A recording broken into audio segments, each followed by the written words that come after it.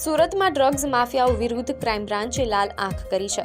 શહેરના ઉધના વિસ્તારમાં આવેલા રિલાયન્સ મોલના પાર્કિંગમાં આજે કોઈ ફિલ્મી મસાલા મૂવી જેવા દ્રશ્યો સર્જાયા હતા। ચોક્કસ બાતમીના આધારે ક્રાઇમ બ્રાન્ચની ટીમે મોલના પાર્કિંગમાં વોચ ગોઠવી હતી। જેવો મોહમ્મદ હુસૈન અંસારી નામનો શખ્સ ડ્રગ્સની ડિલિવરી આપવા પહોંચ્યો કે તરત જ પોલીસે તેને ઘેરી લીધો હતો। પોલીસને જોતા જ આરોપીએ નાસવાનો પ્રયાસ કર્યો હતો, જેના કારણે પાર્કિંગમાં પોલીસ અને પેડલર વચ્ચે દોડધામના દ્રશ્યો સર્જાયા હતા। જો કે ક્રાઇમ બ્રાન્ચના જવાનોએ પીછો કરીને તેને ઝડપી પાડ્યો હતો।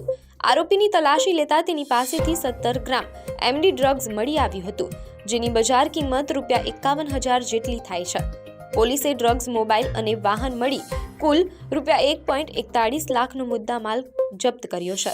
હાલ પોલીસે આ ડ્રગ્સ ક્યાંથી આવ્યું અને સુરતમાં કોને આપવાનું હતું તે દિશામાં તપાસના ચક્રો ગતિમાન કર્યા છે।